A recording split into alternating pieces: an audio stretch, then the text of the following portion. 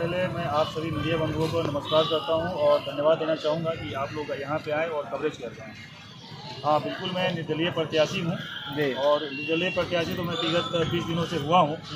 उससे पहले मैं कहीं ना कहीं था और उसके माध्यम से मैंने पूरा कैंपेनिंग किया है। 37 का 37 पंचायत, पूरा नौतन बैरिया विधानसभा के अंतर्गत जितनी भी पंचायतें हैं, यहाँ तक कि नदी के उस पार बैजुआ में और भगवानपुर पंचायत और सूरजपुर पंचायत का कुछ अंश वार्ड नंबर 9 और 10 पड़ता है, वहाँ भी मैं गया हूँ, वहाँ भी कैंपेनिंग किया हूँ, वहाँ भी अपनी बातों को रखा हूँ।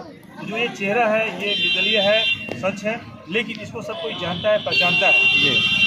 और निर्दलीय में भी हम लोग बहुत मजबूती के साथ में लड़ रहे हैं। हम लोग बहुत मजबूती के साथ में जमीन में जो जनता का स्नेह प्यार है वो मिल रहा है। लोगों के दिल में कहीं ना कहीं इस बात को लेकर के सहानुभूति है। जहाँ भी मैं था वहाँ से हमें आगे नहीं बढ़ाने का काम किया गया।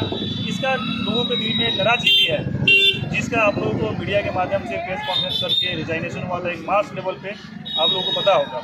इस चुनावी माहौल में एक से एक धुरंधर लोग उतरे हुए हैं, लेकिन अपने आप को आप कहाँ देखते हैं? मुझे तो कोई यहाँ पे धुरंधर दिखाई नहीं देता है।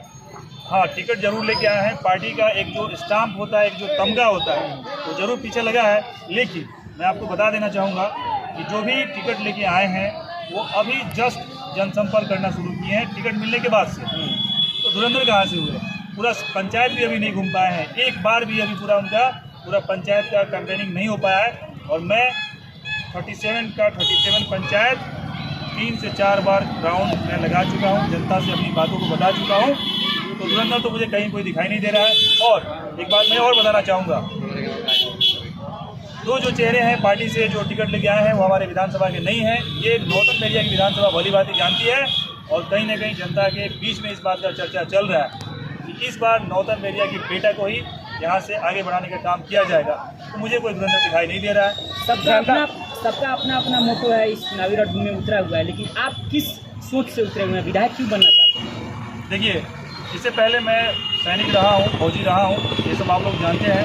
देश सेवा किया है हमने और देश सेवा करने के बाद में मैं यहाँ पे समाज सेवा में जुड़ा हूँ। हालांकि समाज सेवा इससे पहले भी मैं कर रहा था और छोटी छोटी यथाशक्ति जहाँ भी हो रहा था हम यंगस्टर्स को आगे प्रमोट करने का काम कर रहे थे। और इसी के तहत एक स्पेशल फोर्स नाम का एकेडमी भी मैं चला रहा हूँ, जिसमें जो हमारे यंगस्टर्स हैं, जो युवा हैं, जो युवतियाँ हैं, उनको दरोगा, बिहार पुलिस, आर्मी और पैरामिलिट्री, होमगार्ड की ट्रेनिंग दी जाती है और निःशुल्क दी जाती है।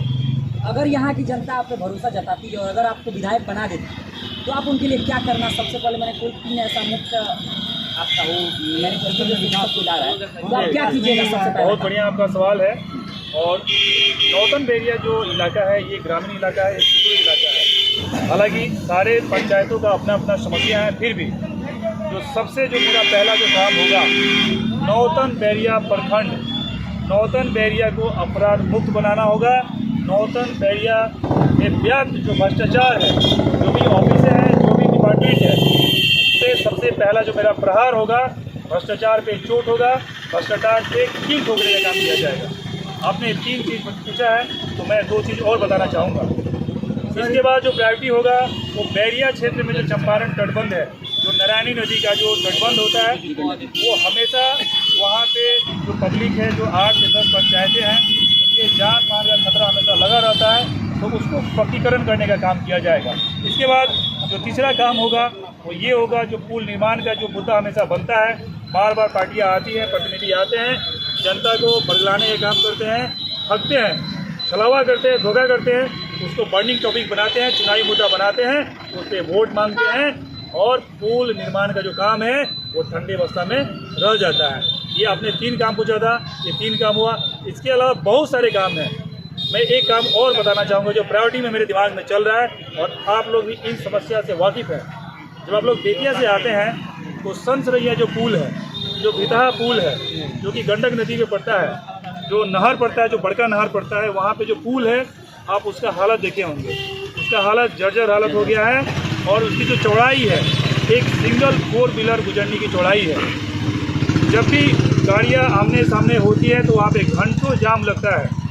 तो वहाँ पे नया पुल बनाने का काम किया जाएगा, उसको चौड़ा करने का काम किया जाएगा। इसके अलावा जब आप लोग खड्डा पुल पे आते हैं तो उस पुल का भी आपने दशा देखा है, बिल्कुल टूटा फूटा है। आए दिन वहाँ पे ऑटो वाले और बाइक वाले नदी जो बहती है उसमें गिरते हैं। और इस बात को हमारे विधायक महोदय सदन में उठाए हैं। इसका वीडियो क्लिप है, मीडिया में इस चीज़ का जिक्र है। इस बात को उन्होंने उठाया है, लेकिन बात को उठाया और सामने से उनको जवाब मिला कि नहीं, ये अभी चल सकता है काम, इस पे मरम्मत करके काम कराया जा सकता है, इसको अभी बनाने की ज़रूरत नहीं है। तो हमारे जो स्थानीय विधायक महोदय हैं अपने सवाल को वापस ले लिए, अपने बात को ही वापस ले लिए। ये है हमारे खासियत है विधायक महोदय का।